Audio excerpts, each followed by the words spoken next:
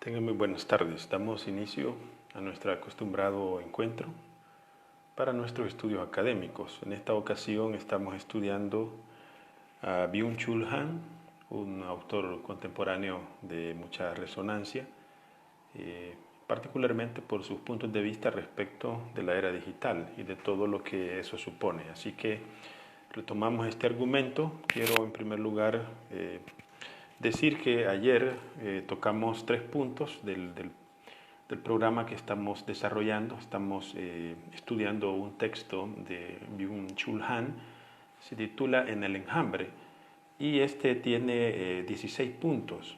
Es un texto breve realmente, pero muy interesante porque es un estilo asequible como tiene que ser en la era digital, o sea, no textos largos, sino textos breves pero muy significativos para que puedan ser leídos con bastante rapidez y se comprende el mensaje, porque hoy las personas tienen muchas posibilidades con sus dispositivos digitales, computadoras y tablets, etcétera. No hay necesidad de ser exhaustivo en las explicaciones porque cada uno puede buscar si tiene pues dificultades para comprender algún aspecto de lo que se está explicando. Entonces, en la sesión pasada hablamos de el primer punto, sin respeto; el segundo, sociedad de la indignación; y el tercero es en el enjambre. Ahora mismo vamos a iniciar con sin mediación, que es el punto número 4, pero antes de ello quisiera comentar algunos comentarios que que no logré visualizar ayer en la sesión pasada. Entonces quiero comentarlos con ustedes. En primer lugar, Rodil Antonio Flores Quintanilla nos decía: muchos dan like a diferentes publicaciones solo porque el que publica es su amigo o porque de su partido político o su religión, sin leer lo que se publica. Yo creo que el comentario de Rodil Antonio es pertinente. Y en la era digital también hay que ser honestos, en el sentido de que si yo no estoy de acuerdo, pues definitivamente con el comentario que ha publicado un amigo, pues tengo opciones. Es decir, puedo quedarme callado, no doy like, puedo comentarle, también es una opción, siempre teniendo respeto.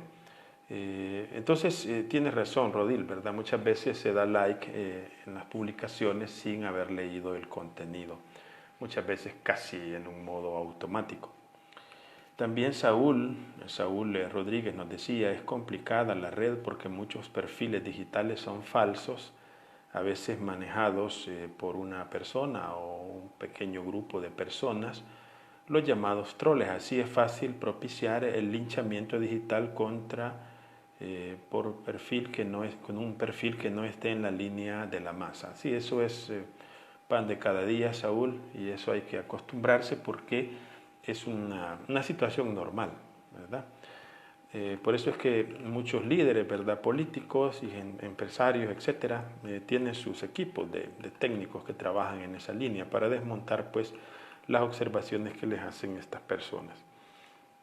También tengo un largo comentario de Mark Espinal. También Mark hizo ayer un video en vivo, un Facebook Live en vivo muy interesante, pronunciándose acerca de la situación política que está viviendo El Salvador. Entonces nos dice Mark Espinal: el núcleo de este sistema pretende obtener el poder a través de una de sus armas, la economía.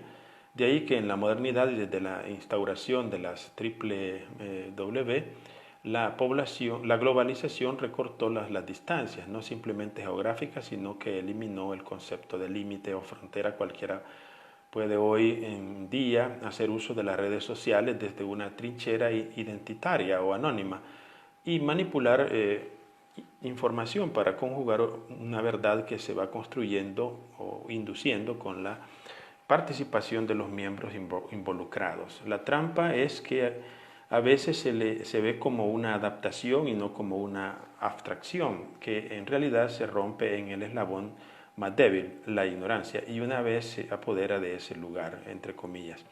Comienza la contaminación valiéndose de las ideas y las emociones. El agujero negro del odio es Twitter, el más complejo de entender, pero Facebook, por ejemplo, a través de las reacciones, recoge estos dos elementos, ideas y emociones, y las trae hasta el Big Data. llevándose la información necesaria que brinda al núcleo las muestras que necesita para perpetuar el sistema.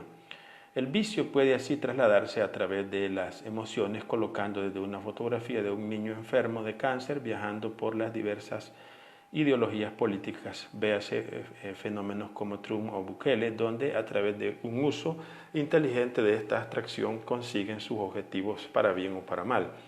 Es en síntesis odio versus amor, nos dice Mark Espinal. Muchas gracias, Mark, por tu aporte. Ahí lo pueden leer también ustedes. También hay otros comentarios, pero necesito entrar en el mérito del argumento, así que me voy a detener en el cuarto punto que vamos a tocar esta tarde. El cuarto punto que vamos a tocar, me voy a conectar yo también aquí directamente, porque de otro modo no voy a poder ver lo que ustedes están publicando. Ya están algunos conectados, bienvenidos y bienvenidas a todos, ¿verdad? Y gracias por su participación. Bueno, vamos a iniciar. El cuarto punto que toca Byung-Chul Han es el tema de sin mediación. El medio digital es un medio de presencia, esta es la tesis, ¿verdad? Es un medio de presencia. ¿Qué quiere decir esto? Que su temporalidad es el presente inmediato. Esto es una cosa muy interesante porque se refiere a la concepción del tiempo y que no vale solo para las cuestiones digitales, sino que vale para todo, para el comercio, para la familia, para la educación. Es decir, la concepción del tiempo en la contemporaneidad del mundo digital es un presente continuo. O sea, aquí se recupera aquella frase de los clásicos que dice carpe diem. Carpe diem significa aprovecha el día, pero en sentido estricto significa aprovecha el instante. Que el instante que dicen en otras lenguas está huyendo, ¿verdad? Entonces hay que aprovechar el presente. Entonces, cuando se habla de no tener mediaciones, el primer punto es la inmediatez del tiempo. O sea, por decir algo, si está sucediendo algo en este momento, algo que impacta a la población, si ustedes quieren impactar también con su opinión, tiene que ser publicado en ese momento, porque si ustedes dejan pasar 3 días, las personas ni siquiera se recuerdan de lo que se había dicho, tienen que hacer un esfuerzo rememorativo y eso va en contra de la efectividad del mensaje en la era digital. Hoy, dice Byung-Chul Han, hoy ya no somos meros receptores y consumidores pasivos de informaciones, sino emisores y productores activos.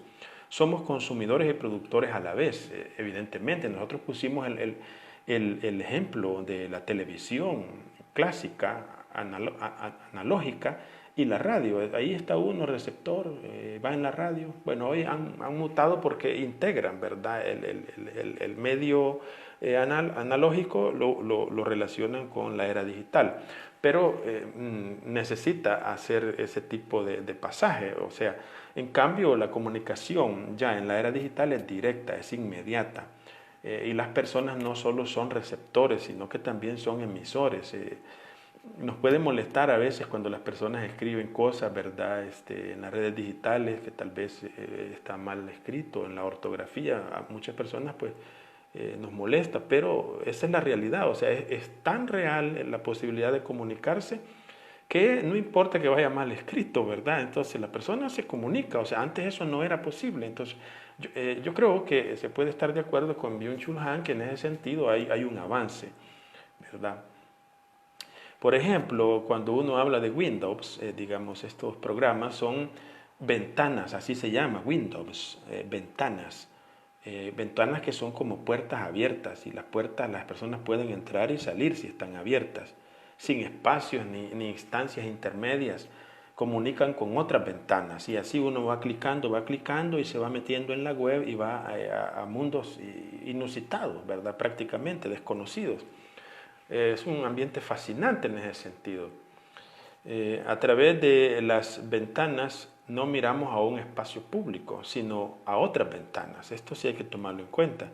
Es decir, que en una ventana como la que puedo tener yo aquí frente a mí, yo puedo ver hacia afuera, pero en el ámbito digital no se ve hacia afuera, sino que se ve hacia otra ventana y a su vez a otra ventana. Entonces es una red, por eso se llama así, ¿verdad? La Internet, en inglés, como ustedes saben, es la red, ¿verdad? Digital, por eso, bueno, es un modo de decir. A través de las ventanas no miramos a un espacio público, sino a otras ventanas. En eso se distinguen los medios digitales de los medios de masa, como la radio y la televisión. La desmediatización general pone fin a la época de la representación.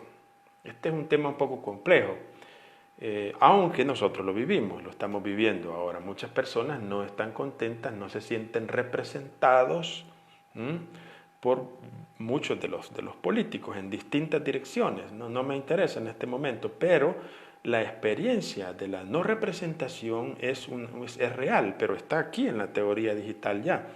Dice, la desmediatización general pone fin a la época de la representación. Hoy cada uno quiere estar presente él mismo y presentar su opinión sin ningún intermediario. La representación cede el paso a la presencia o a la copresentación. Incluso más adelante Byung-Chul Han va a hablar de que por influjo de la era digital prácticamente va a haber un momento en que la política podría ser una especie de democracia directa. Hay una teoría al respecto, en el que los electores, por ejemplo, no tengan que pasar por un partido político, sino que simplemente votan desde sus dispositivos digitales y eligen a la persona que quieren como presidente, etc. Pero claro, aquí nos encontramos pues con las trabas del marco jurídico, el marco legal, ¿verdad? Porque una cosa es que nosotros tengamos los dispositivos necesarios para comprender el futuro de la política y otros son las rémoras que tiene ese principio en las mediaciones históricas. Eso es bien importante pues a saberlo distinguir. La creciente presión de desmediatización se apodera también de la política. Pone en apuro a la democracia representativa, es lo que estamos diciendo. Los representantes políticos no se muestran como transmisores, sino como barreras. Y así la presión de desmediatización se presenta como exigencia de más participación y transparencia. Por eso es que las personas están exigiendo, a partir de sus celulares, están escribiendo que quieren más transparencia en distintas direcciones, ¿verdad? A veces acertadamente, a veces no, pero la gente exige transparencia, eso es obvio. Precisamente a esta evolución medial debe su éxito inicial una cosa que se llama el partido pirata, que aquí nadie habla de eso, pero ustedes busquen en sus dispositivos digitales, pongan lo que voy a escribirles aquí, el partido pirata. Partido pirata, que es un partido que, así como la democracia cristiana, así como los partidos nacionalistas, se extiende en el mundo. Fíjate qué cosa más interesante. Se extiende en el mundo y hay partidos en los cuales ya se está aplicando el sistema digital, partidos políticos. Hay en varios países, busquen el partido pirata y van a notar ustedes cómo esto ya está, allí va agarrando forma histórica. Porque claro, a nosotros nos pueden decir, ¿verdad?, que formamos parte de una comunidad digital. Vaya, si ustedes quieren incidir en la política, entonces hagan su partido. Pero los van a querer obligar que el partido sea con las características que el medio tradicional tiene, que los partidos tradicionales tienen. Entonces aquí es donde aparece lo que se denomina el partido pirata, que es un partido que tiene una bandera negra, ya lo van a ver ustedes, y que aglutina a toda la comunidad digital que quiere manifestarse según las características del momento actual, pero que está obligado a ser un partido. O sea, que sí se pueden encontrar las mediaciones. O sea, en El Salvador, por ejemplo, se puede conformar un partido político donde los internautas interesados en transformar la realidad se organizan y les exigen que lleven las 50.000 firmas, pues la llevan, ¿verdad? Pero después se mueven como un partido con matriz digital. Bueno, volvamos entonces a nuestro argumento. Eso era a propósito del partido pirata. En cambio, la desmediatización conduce en muchos ámbitos a una masificación. El lenguaje y la cultura se vuelven superficiales, se hacen vulgares. Eso sí que es una cosa, ¿verdad?, una especie de plaga, si ustedes se han fijado. O sea, la red digital te permite grandes posibilidades para la cultura, para promover la cultura, Pero también hay que decirlo, muchas veces se llega a niveles pero vulgares, terribles, ¿verdad? Y no me refiero solo a la pornografía, no, me estoy refiriendo a prácticamente el asesinato de la cultura. Esto sí que son cuestiones pues muy delicadas pues que tiene el momento actual, pero que estamos tratando de profundizarlas. No hay ninguna diferencia esencial entre que yo soy el público de mis lectores y yo soy el público de mis lectores y yo soy mi electorado. Es decir, hay autores que dicen que pueden captar su público digitalmente y dicen yo soy el público de mis lectores, es decir, yo soy la expresión de la comunidad digital que me sigue a mí. Entonces en el futuro dice, o ya en el presente, dice Byung-Chul Han, el candidato de un partido va a decir yo soy mi electorado y ahora se está diciendo, es decir, los que ya saben de esta teoría y de estas acciones en el medio digital ya lo están utilizando. O sea, cuando el líder se expresa en las redes digitales lo hace seguro de que tiene un enjambre que lo va a apoyar, o sea, una comunidad digital que lo va a apoyar. Y va seguro, habla con fuerza, incluso dice vulgaridades y se la celebran. ¿Por qué? Porque tiene cohesionado y constituido un enjambre digital. Entonces los políticos fácilmente van a decir dentro de poco, y ya lo están diciendo, yo soy mi electorado. Significa el final del político en sentido enfático, a saber, de aquel político que se aferra a su propio punto de vista y en lugar de andar en conformidad con sus electores, se anticipa a ellos con su visión. Es decir, lo que va a suceder aquí es que las ideologías duras se van a destruir. Entonces no va a haber el candidato que diga, miren, no, yo voy a ser fiel al marxismo en sentido más puro, o yo voy a ser fiel a von Hayek y al capitalismo más duro, y a mí no me interesa lo que diga el enjambre digital. Eso va a ser contraproducente. Normalmente ahora los candidatos van a decir, no, yo me debo al enjambre digital y yo le voy a dar lo que el enjambre digital quiere. Y ese es el que va a tener éxito, según esta teoría. Entonces desaparece el futuro como tiempo del político y lo único que existe es el presente del enjambre digital. La confidencialidad pertenece con necesidad a la comunicación política, es decir, estratégica, es decir, que un instituto político o cualquier empresa en su estrategia de comunicación nunca revela todo, sería imprudente totalmente, nunca da todos los datos, esto es normal. Ahora bien, si todo se hace público, sin mediación alguna, la política ineludiblemente pierde aliento, actúa a corto plazo y se diluye en pura charlatanería. La transparencia total impone a la comunicación política una temporalidad que hace imposible una planificación lenta a largo plazo. Ya no es posible dejar que las cosas maduren. Esto lo estamos viviendo. Es decir, como el tiempo cronológico en la era digital es inmediato, entonces los políticos tienen que actuar rápido e inmediatamente. Y eso lo hemos vivido nosotros aquí en El Salvador en estos días. Es decir, hoy por la noche se da un decreto, hoy a las 11 de la noche, y en la madrugada ya están trabajando para derogar el decreto. ¿Por qué? ¿Por qué? Bueno, porque estamos en la era digital. Entonces aquí lo que interesa es el presente, la rapidez con que se actúe. Pero vaya, eso va en detrimento de las proyecciones más a largo plazo, es decir, a los dirigentes o a los líderes no les queda mucho tiempo de organizarse. Entonces se tiene que actuar con rapidez. No hay tiempo, dice Byung-Chul Han, para que las cosas maduren. Bueno, lo estamos viendo. El futuro no es la temporalidad de la transparencia. La transparencia está dominada por presencia y presente. Y van de golpe en golpe. Eso sí, que hay un cansancio en los espectadores, en nosotros, que no somos los que tomamos las decisiones, por desgracia, somos los que padecemos eso que Marc Augé llama la supramodernidad o la sobremodernidad, que es la cantidad ingente de material que hay que procesar.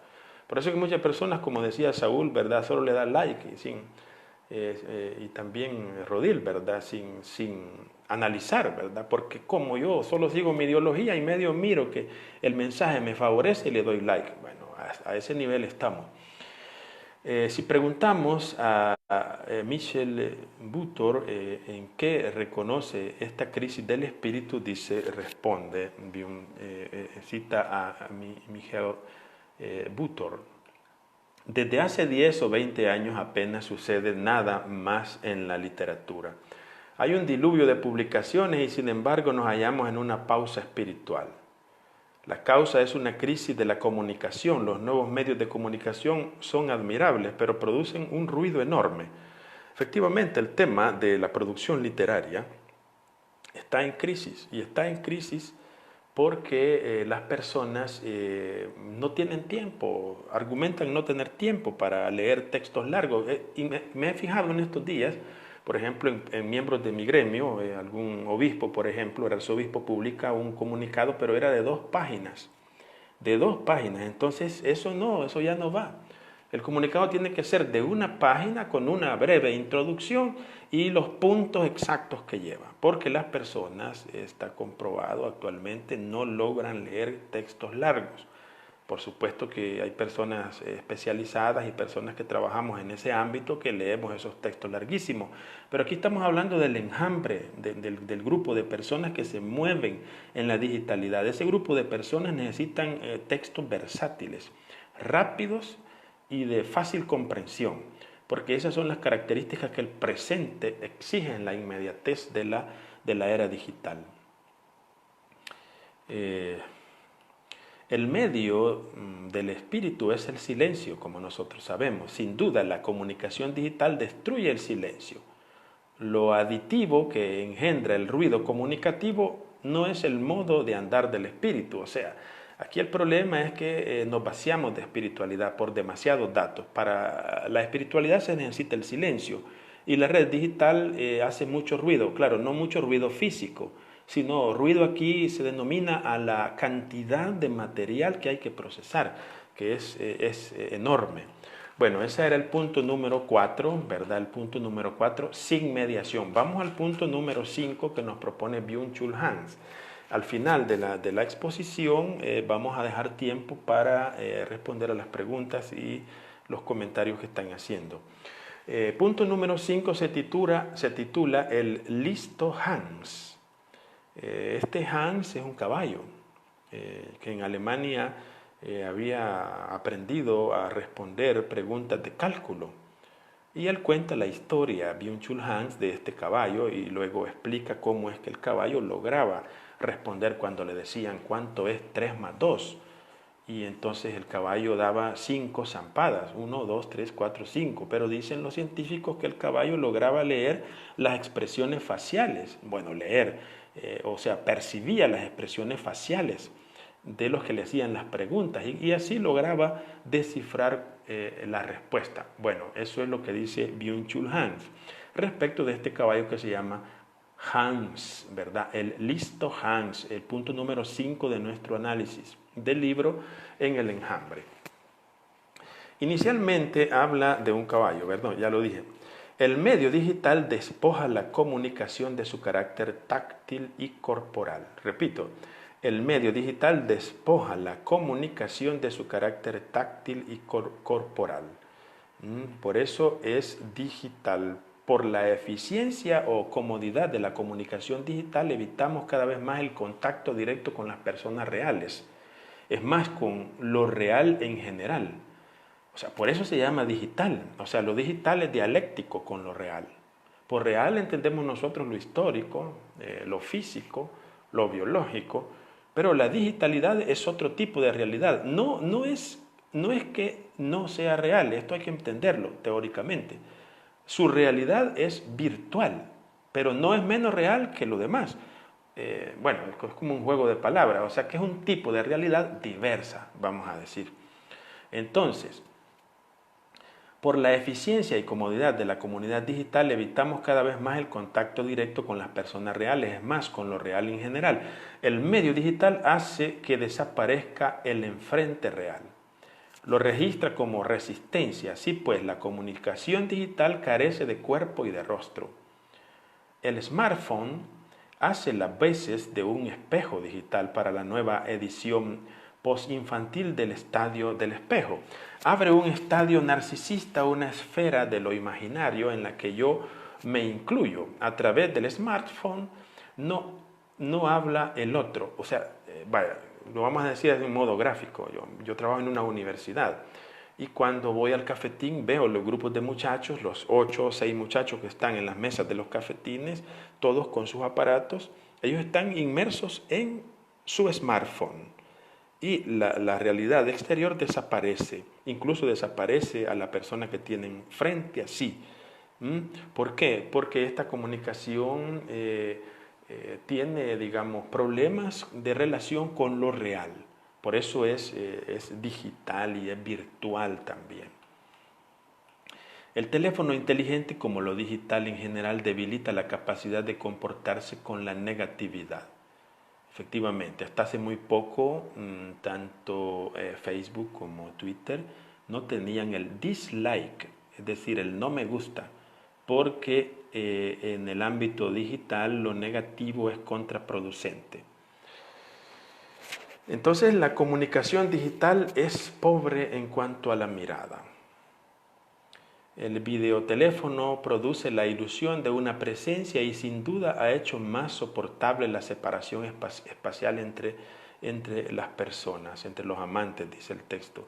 El hecho de que tengamos que pasar de largo sin mirarnos no es culpa exclusiva de la óptica de la cámara. Apunta más bien a la falta de mirada por principio, a la ausencia del otro. El medio digital nos aleja cada vez más del otro. ¿Qué es lo que está diciendo Byung-Chul Han? Ustedes hagan la prueba. Y después de la clase, si ustedes quieren, ¿verdad? No, porque estamos ahora en la clase. Llámenle a alguien, háganle una videollamada. E intenten fijar los ojos de la otra persona. A ver si lo logran. Por lo menos unilateralmente. Inténtenlo ustedes. A ver si esa otra persona les ve a ustedes a los ojos. Incluso le pueden decir a la otra persona, mira, intentémonos mirarnos a los ojos a partir de la videollamada. ¿Qué es lo que van a notar? Que hay un desenfoque de las cámaras, de la webcam. Tienen unos desenfoques que casi nunca logra enfocar el iris de la otra persona, porque no es una mirada física, es una mirada virtual. Por eso es que dice aquí, ¿verdad? Exactamente, pues que apunta más bien a la falta de mirada por principio, a la ausencia del otro. El medio digital nos aleja cada vez más del otro. El creciente narcisismo de la percepción hace desaparecer la mirada, hace desaparecer al otro. El palpar con la punta de los dedos en la pantalla táctil, el touch screen, es una acción que tiene una consecuencia en la relación con el otro. Elimina aquella distancia que constituye al otro en su alteridad. O sea, ustedes podemos estar viéndonos, digamos, en una videollamada y ustedes unilateralmente pueden tocar la pantalla como si estuvieran tocando las mejillas o los labios de la persona, pero la otra persona no se percata. Ustedes sienten algo como deseo de acariciar la persona o deseo de tocarla, pero la otra persona no se percata para nada, a no ser que ustedes se lo digan, ¿verdad? Y jueguen con las imágenes. Eso es otra cosa. Entonces se puede palpar la imagen, tocarla directamente porque ha perdido ya la mirada, la faz. Al tocar con la yema de los dedos yo dispongo del otro. Alejamos al otro con la punta de los dedos para hacer aparecer allí nuestra imagen reflejada. Lacan diría que la pantalla táctil se distingue de la imagen como pantalla, ikram, que me blinda frente a la mirada del otro y a la vez me deja traslucir para él. La pantalla táctil del teléfono inteligente podría llamarse la pantalla transparente. Carece de mirada. La cara que se expone y solicita la atención no es ningún semblante. En ella no mora ninguna mirada. La intencionalidad de la exposición destruye toda interioridad, aquella reserva que constituye la mirada. O sea, una videollamada, por decirlo de una palabra, nunca va a sustituir una mirada directa y personal a una persona. Aquí el tipo de relación interpersonal ha cambiado y por consiguiente los sentimientos también tienen que ser vistos de otro modo. Muy bien, entonces vamos al punto número 6, la huida a la imagen. Huida a la imagen. Hoy las imágenes no son solo copias, sino también modelos. Huimos hacia las imágenes para ser mejores, más bellos, más vivos. Atención, aquí entramos en un terreno muy interesante. ¿Por qué? Porque el concepto de imagen en la era digital ha entrado en crisis. Entra en crisis la fotografía. ¿Por qué entra en crisis la fotografía? Bueno, porque existen los filtros. La imagen que una persona coloca en el muro de su Facebook podría ser ya no la imagen de la persona, sino otra imagen que esa persona ha retocado con las aplicaciones que tenemos ahora para filtrar las imágenes. Entonces hay una crisis de la imagen, ¿no es cierto? El medio digital consuma aquella inversión icónica que hace aparecer las imágenes más vivas, más bellas, mejores que la realidad percibida como defectuosa. Personas que en la realidad tienen los ojos negros, pero en la imagen digital los tienen claros, incluso de color, cafecito, almendra, etcétera, color miel. Pero es porque ha aplicado algo allí, tiene una aplicación para hacer eso. Las imágenes que representan una realidad optimizada en cuanto a reproducciones aniquilan precisamente el originario valor icónico de la imagen. Son hechas rehenes por parte de lo real. Las imágenes son domesticadas en cuanto se hacen consumibles. Esta domesticación de las imágenes hace desaparecer su locura. Así son privadas de su verdad. El llamado síndrome de París, por ejemplo. El síndrome de París, explica Byung-Chul Han, y esto es un tema sabido, es que los turistas japoneses que son aficionados a hacer muchas fotografías van pensando en un París que es maravilloso. Y se imaginan una cosa impresionante, la Torre Eiffel, etcétera, pero después notan que estas ciudades, por la cantidad de turistas, etcétera, suelen ser muy sucias. Y se los digo yo que he vivido también en Italia. Hay muchas personas que llegaron de visita y me dijeron, mire, queremos ir a Venecia, que es un lugar precioso, que no sé qué, vamos. Pero al estar allá se dan cuenta que los canales de Venecia es agua muy sucia. ¿Por qué? Porque hay demasiado tráfico, demasiado tránsito de personas en las góndolas, en barcos, embarcaciones, etc. Entonces el síndrome de París es hacerse la idea de una imagen y toparse con la realidad. Así muchas personas también, ¿verdad? Ven una persona muy bonita en el Facebook, hacen una cita, pero cuando llegan a la cita se dan cuenta que en la realidad aquella persona es otra persona, que la imagen que había subido en el Facebook era filtrada. La crisis de la imagen. El medio digital crea más distancia frente a lo real que los medios analógicos. En efecto, la analogía entre lo digital y lo real es menor que en los medios analógicos, por supuesto. Hoy, con ayuda del medio digital, producimos imágenes en enorme cantidad. Son millones de imágenes. Esta producción masiva de imágenes puede interpretarse como una creación de protección y de huida. El delirio de optimación se apodera también de la producción de imágenes. El medio digital carece de edad, destino y muerte. En él se han congelado el tiempo mismo, está detenido el tiempo en la imagen. Es un medio atemporal, en cambio el medio analógico padece por el tiempo, es decir, la televisión, las imágenes de la televisión vistas, las que vimos ahora, vistas 5 años después, tienen, digamos, una decadencia tremenda. En cambio, no obstante, se ha mejorado mucho en la tecnología. En cambio, con los filtros que se utilizan actualmente, las imágenes pueden estarse renovando constantemente y no pierden su actualidad. Pero claro, ya no es una imagen de lo real, ¿verdad? Sino es una realidad virtual, como estamos diciendo. El medio digital carece de edad, destino y muerte. En él se ha congelado el tiempo. Es un medio atemporal. En cambio, el medio analógico padece por el tiempo. Bueno, la imagen digital no florece o resplandece porque el florecer lleva inscrito el marchitarse y el resplandecer lleva inherente la negatividad del ensombrecer. Por tanto, estamos hablando de la crisis de la imagen actualmente. Más adelante el autor va a decir que lo que más se parece actualmente el tema de la imagen no es a una fotografía, sino a un pintor. Y tiene razón, porque el pintor, él va creando la imagen y la va pintando.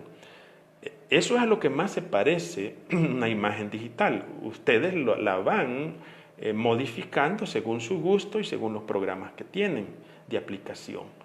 Pero entonces eso no se parece a un fotógrafo, sino que se parece a un pintor que crea su propia imagen, que no es la imagen de la realidad, eso ya no interesa, pero es la imagen que tú has creado. Punto número 7, de la acción al tecleo. De la acción al tecleo. El autor inicia con un argumento cercano a Hannah Arendt, cita la obra La acción de Hannah Arendt. Por eso les decía que aunque el texto de Byung-Chul Han, el texto que estamos estudiando en el enjambre, es muy delgado, pero requiere tener ganada cierta lectura. Por ejemplo, casi cada apartado lo inicia con un autor. En este caso inicia con Hannah Arendt, su texto La acción. Hannah Arendt, y esto es lo que un poco va a criticar Byung-Chul Han, Hannah Arendt, extrañamente, aunque ella era marxista, de un marxismo refinado, por supuesto, utiliza muchos recursos de la literatura judeocristiana e incluso bíblica para explicar su libro La acción. Y Byung-Chul Han, en cierto modo, está diciendo que también el hecho de actuar entra en crisis en la era digital. Bueno, por eso es que cita a Hannah Arendt al inicio con su libro La acción. La máquina digital y la máquina del capital no constituyen una terrible alianza que aniquila esa libertad de la acción de la que habla Hannah Arendt. No vivimos hoy en un tiempo de lo muerto en el que se ha hecho imposible no solo el nacer, sino también el morir. La natalidad constituye el fundamento del pensamiento político, mientras que la mortalidad es el hecho en el que se enciende el pensamiento metafísico. La época digital de lo no muerto, vista así, no es política ni metafísica, es más bien pospolítica y posmetafísica. El tiempo de lo digital es una época postnatal y postmortal, dice Byung-Chul Han. Es decir, que el nacer y morir son categorías de lo existencial perecedero. Ahora bien, si como estamos hablando del tiempo presente como permanente en la era digital, el hecho de nacer y morir son categorías que no coinciden con la forma de comprensión de la cultura actual. Por eso es que va a decir que esta época es postnatal y postmortal, es decir, se resiste a estas categorías. Esa característica de esa nueva vida, la atrofia de las manos, los aparatos digitales hacen que las manos se atrofien, que como tienen mucho calor y mucha radiación puede producir problemas de artritis graves. En el lugar de las manos se introducen los dedos. El nuevo hombre teclea en lugar de actuar. A esto quería llegar Byung-Chul Han, porque cuando Hannah Arendt explica el tema de la acción, digamos, se refiere en este caso al hombre entendido todavía en una era industrial en la cual la persona en cuanto tal tiene mucho valor y lo que ella pueda hacer. En este caso dice la acción, el nuevo hombre, dice Byung-Chul Han, no actúa, sino que teclea. ¿Cómo podemos entender esto? Voy a poner un ejemplo que está muy en boga ahorita. Por ejemplo, con cierta frecuencia se escucha en las redes digitales que los internautas invitan a que se aplique el artículo 87 de la Constitución de la República de El Salvador. Y lo teclean. Pero los internautas deben saber que ese artículo 87 está alojado en un cuerpo legal. Y ese cuerpo legal no es digital, es legal, es decir, tiene una entidad propia. Y que si no se rompe esa entidad legal, el artículo 87, por más que se difunda en las redes digitales, mientras no rompa ese marco legal, no va a funcionar. Ahora, ¿podrían los internautas organizarse para ver en qué modo aplican el artículo 87 tomando en cuenta su marco legal? Eso sí es posible, pero eso requiere una articulación y una organización que va más allá del tecleo. Tiene que tener un efecto en lo histórico y en lo legal, es decir, en la realidad que no es virtual en este caso.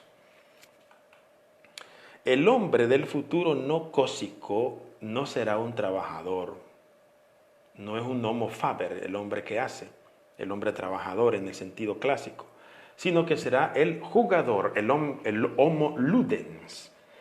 Son frases en latín, homo faber es el hombre trabajador y homo ludens es el hombre que juega. Y eso es muy común en la actualidad, muy común. Es decir, por ejemplo, yo estoy dando esta conferencia aquí y tiene una consistencia conceptual acerca de la propuesta del enjambre digital de Byung-Chul Han, ¿de acuerdo? Tiene una consistencia teórica y conceptual que no es tan fácil de digerir si uno no, pues sí, no ha leído algún texto en esa línea. Pero, sin embargo, para mí es como un juego, ¿verdad? Y para ustedes también, el que ustedes estén de aquella parte y yo esté de aquí. Una cosa que en la época del Homo Faber yo hubiera tenido que escribir un libro, yo hubiera tenido que dar la explicación en una conferencia, y en cambio aquí no, es directo, ustedes me están escuchando. Si acaso la diferencia puede ser de 2 o 3 segundos en lo que yo digo aquí, la palabra, y ustedes la escuchan de la otra parte allá. Entonces es como el homo ludens, el hombre que juega, pero jugando está actuando también en cierto modo. Por tanto, el futuro hombre sin manos que teclea, el homo digitalis, el hombre de los dedos, homo digital, dígito es dedo, no actúa, la atrofia de las manos lo hace incapaz de la acción. Permanece oculto a Flusser el principio del rendimiento que cruza de nuevo el acercamiento del trabajo y juego, quita al juego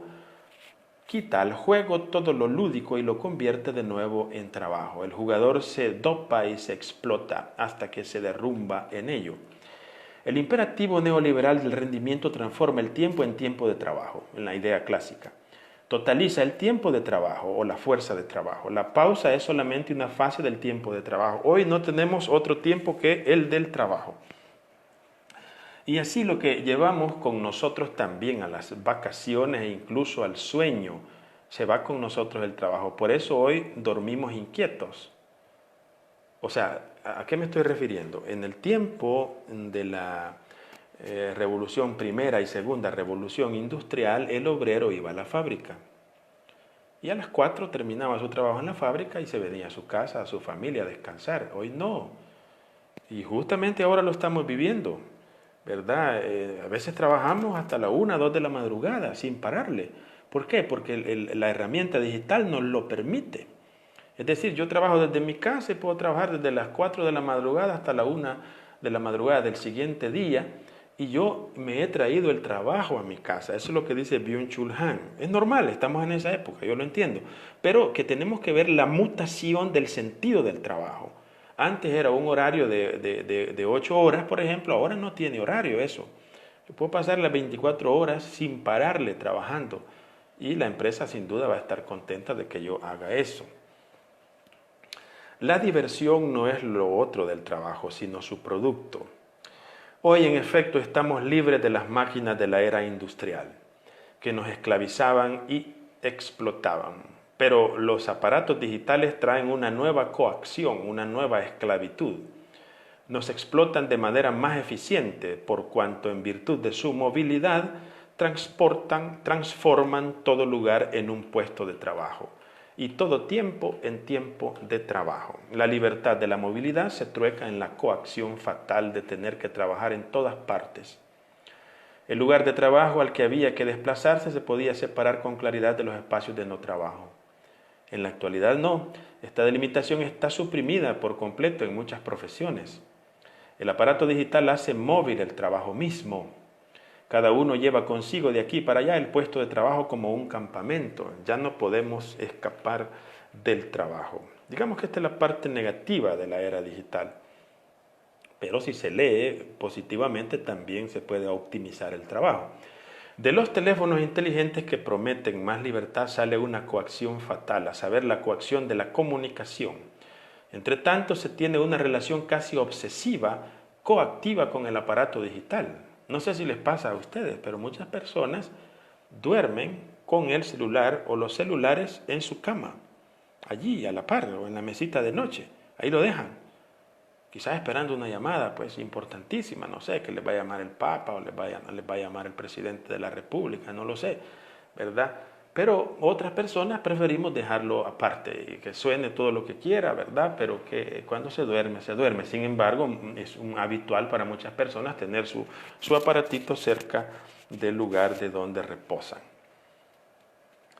De los teléfonos inteligentes que prometen más libertad sale una coacción fatal. La coacción, dice, de la comunicación. También aquí la libertad se trueca en coacción. Las redes sociales fortalecen masivamente esta coacción de la comunicación, que en definitiva se desprende de la lógica del capital. Más comunicación significa más capital. Esto es bien importante y en esto la teoría marxista está vigente. Más comunicación significa más capital. El círculo acelerado de la comunicación e información conduce al círculo acelerado del capital. En este momento que estamos haciendo esta conferencia, yo al hacerlo, no solo ustedes se benefician de lo que yo pudiera estar diciendo o lo disfrutan o no, yo no lo sé, pero lo que sí es seguro que con esta transmisión nosotros le estamos abonando más dinero al capital que nos gobierna en este país y en el mundo entero.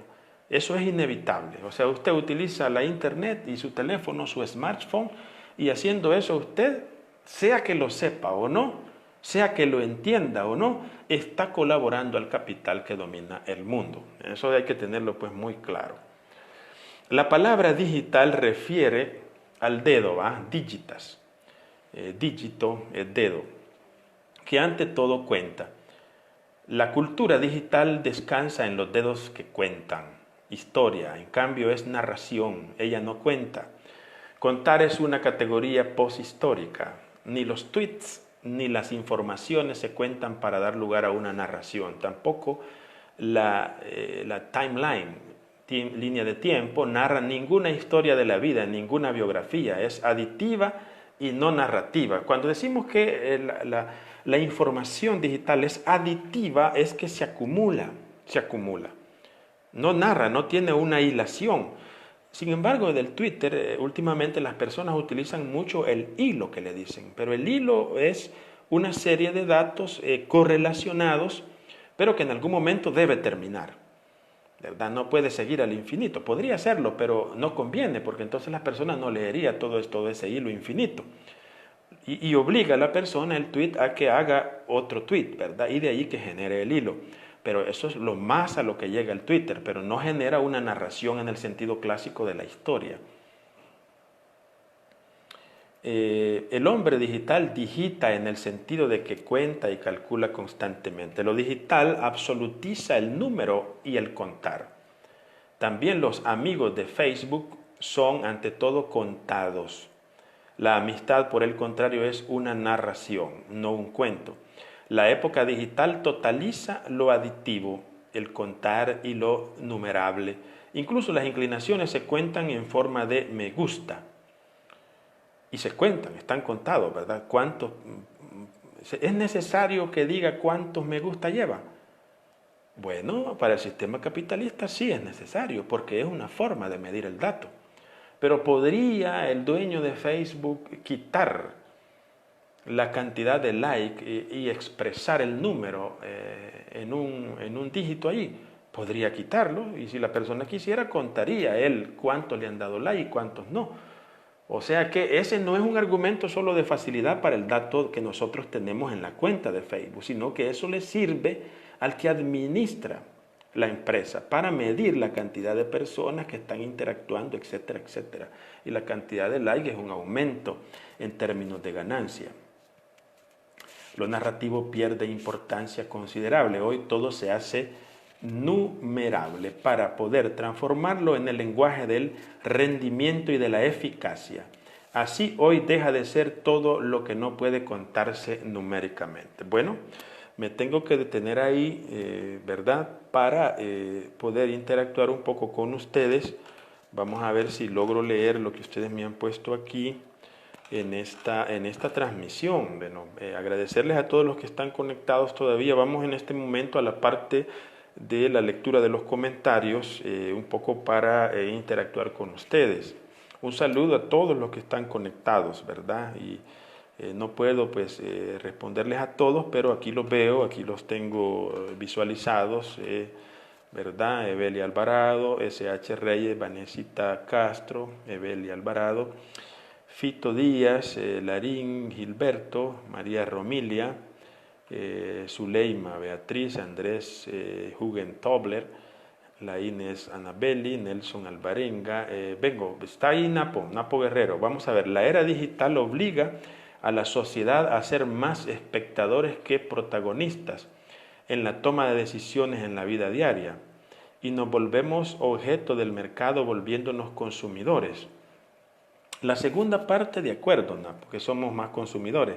En la primera tú dices que la era digital obliga a la sociedad a ser más espectadores que protagonistas. Eso, Napo, depende, diría yo. El problema se da cuando los internautas no logran darle una viabilidad histórica a su actuar en lo digital, pero que ciertamente se puede generar una tendencia de opinión en lo digital, sí, ciertamente se puede. Lo que pasa es que creo digo porque no soy experto en la materia, no, los que dominan la manera del manejo de los datos en lo digital sí tienen mucha efectividad e incluso ganan dinero manejando esos datos. Lo que pasa es que nosotros somos diletantes, se dice, somos aprendices de eso, o sea, ni siquiera aprendices, yo no sabría cómo ganar dinero, pero hay mucha gente que cuando ya pasa de 100,000 likes su publicación, ya le pueden empezar a pagar la empresa, ¿verdad? En la cual está actuando, en YouTube, por ejemplo.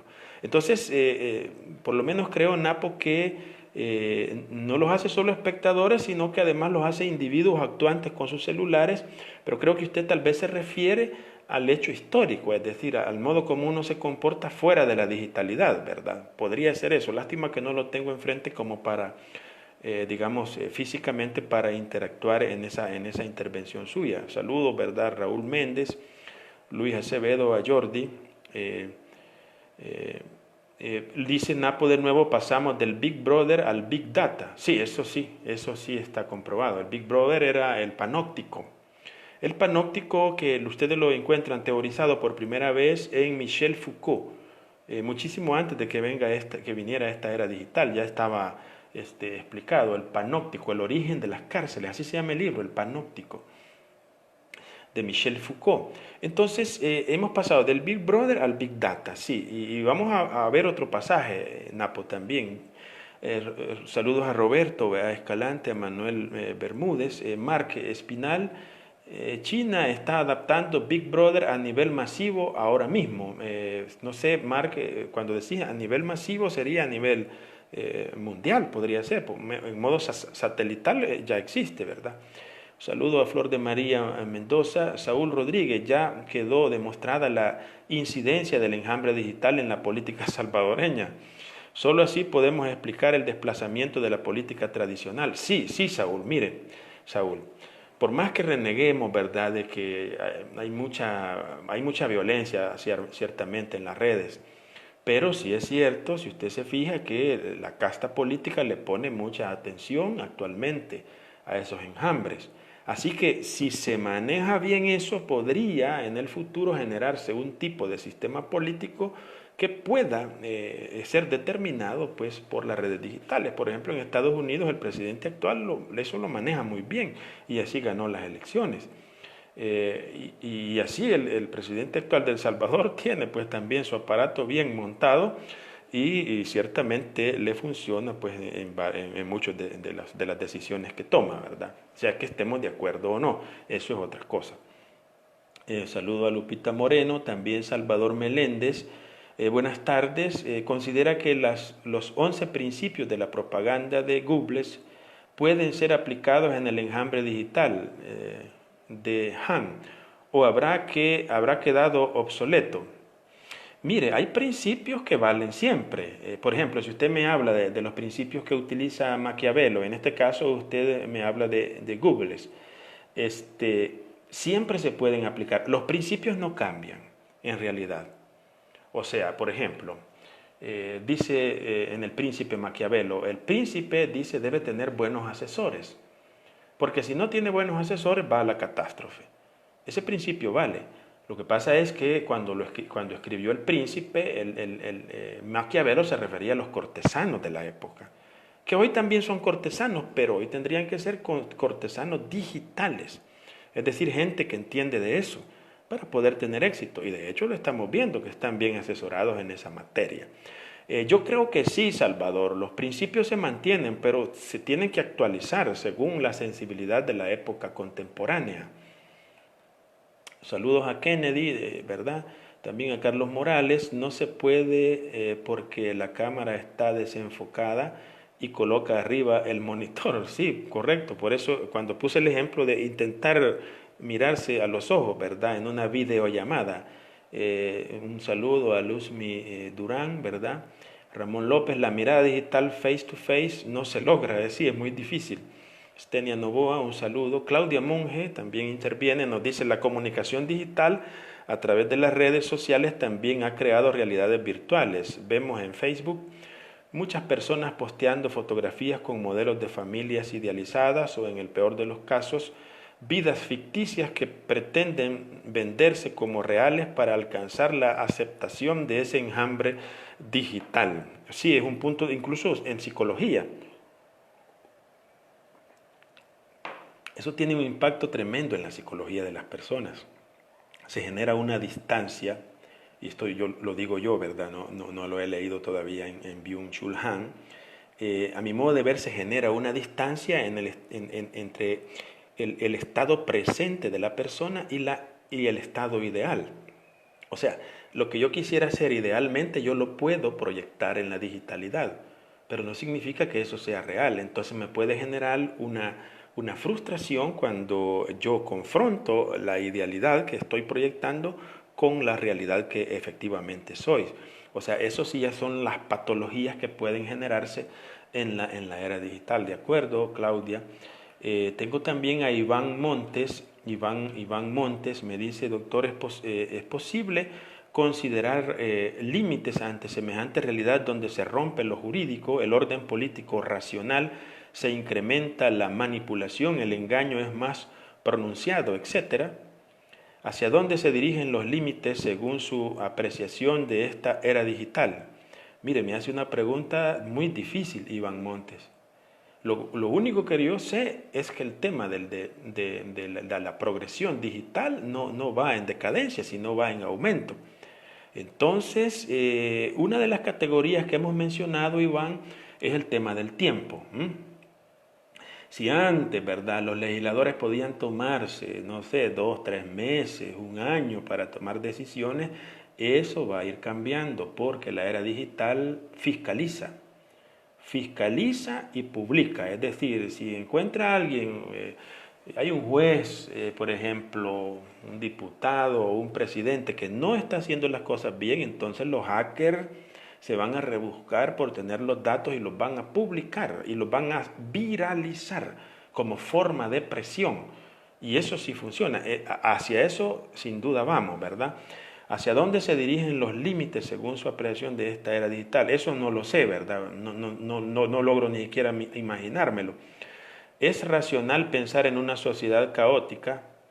Mire, ese es otro tema. Es un tema, Iván Montes, muy interesante. De esto hay otra teoría que es mucho más complejo de lo que estamos analizando y que la desarrolla Edgar Morin en el área de la educación, el pensamiento complejo, que ciertamente es intrincado eso. Para ahí vamos, es decir, no se va a simplificar la realidad, sino que se va a complejizar. Sin embargo, hay procedimientos que sí se simplifican. Pero aquí el punto determinante es quién tiene el dominio de los datos. Esa persona que tiene el dominio de los datos en la era digital es el que manda.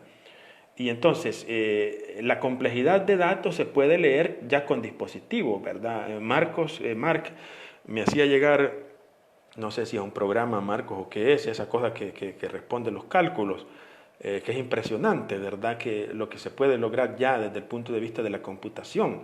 Entonces, igualmente, los procesos se van a complejizar, pero al mismo tiempo van a haber dispositivos que ayudan a simplificar muchas cosas. Por ejemplo, pongamos el ejemplo del acceso que nos han permitido por medio del satélite a la ruta, ¿verdad? Cuando vas manejando, a Google Maps y a todos estos dispositivos, ¿verdad? A Waze. Antes solo los militares podían tener eso, por ejemplo.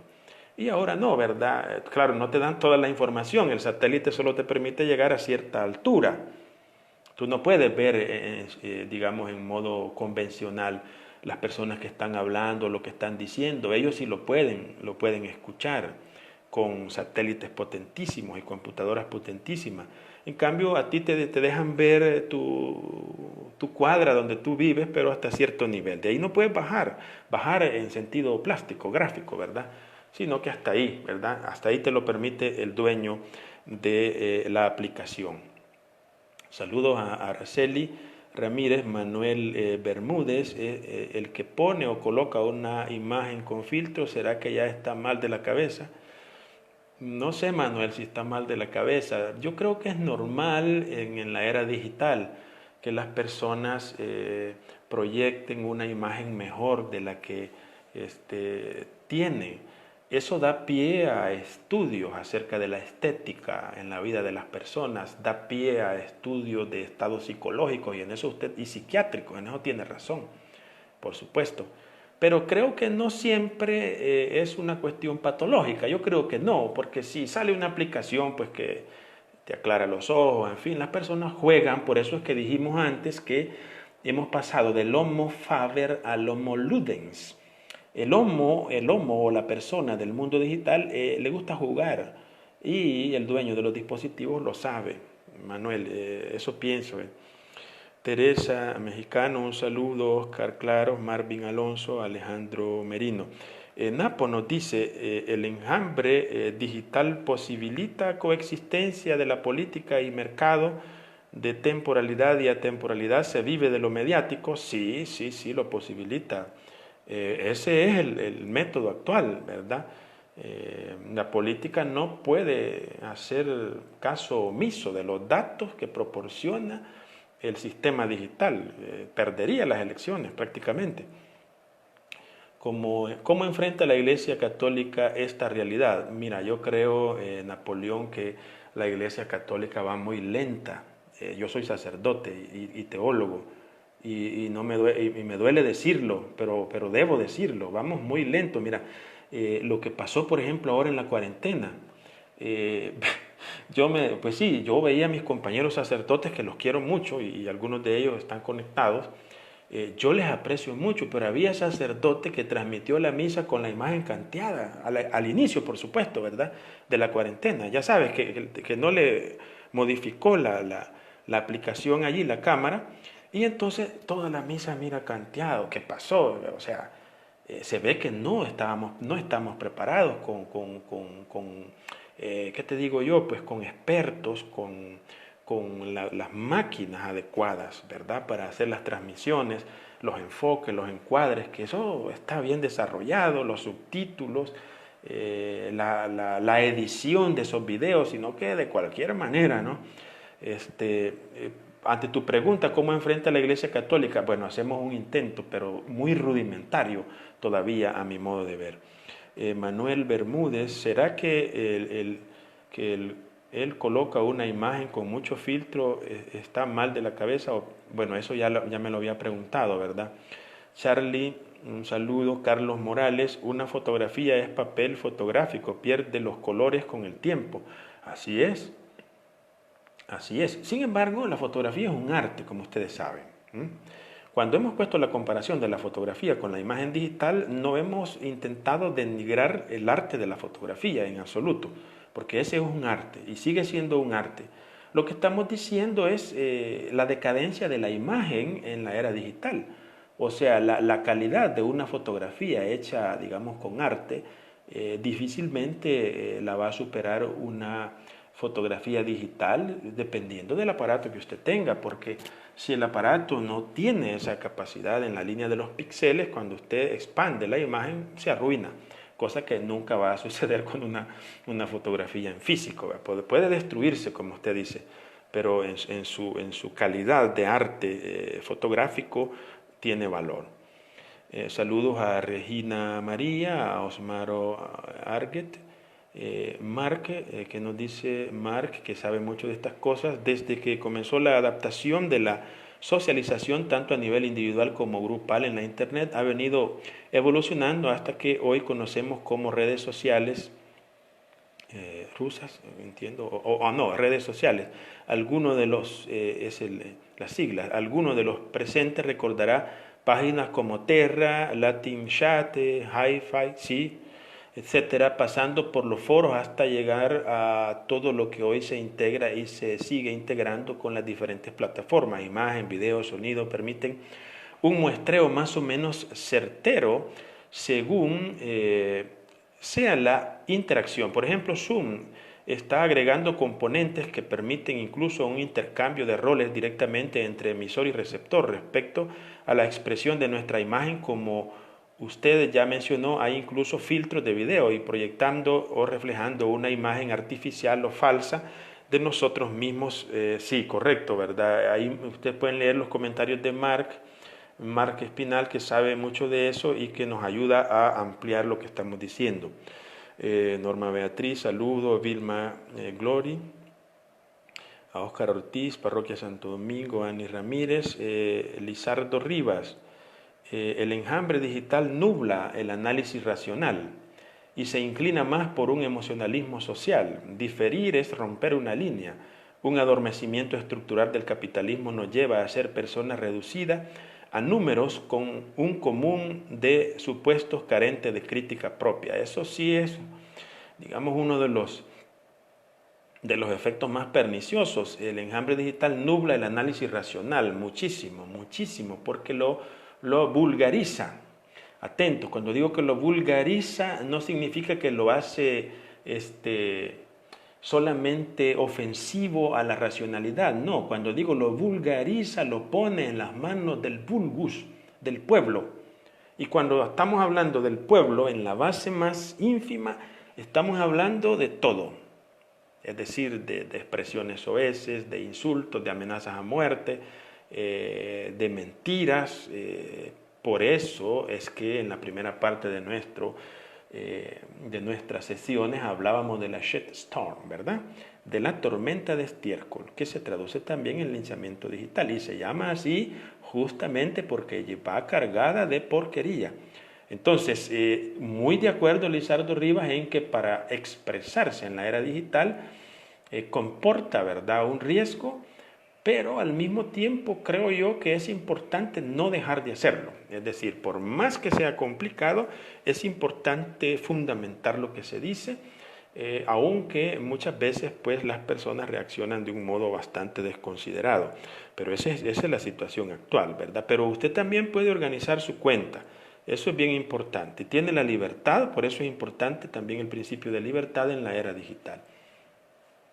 Saludos a Efren, a Loli González, a Víctor Alfaro. Mark, que nos dice Mark, China está haciendo uso de la red de cámaras de videovigilancia para implementar el reconocimiento facial con una alta eficiencia. A eso me refería con Big Brother. Ah, excelente. La red de cámaras comprende las de uso público y las privadas. Fíjate el ejemplo, escuchen esto, estimados que estamos en esta sesión, el ejemplo que ha puesto Mark. En China, fíjense bien qué cosa más impresionante, la red de cámaras que controlan la ciudad pueden determinar el reconocimiento facial, que eso pues ya está bien. Pero en el caso de la pandemia, ¿cómo hace China para controlar tantos millones de gente que nosotros no llegamos ni al 1, quizás ni al 1% de tanta gente? Fíjense que ellos con esas cámaras determinan la temperatura de las personas.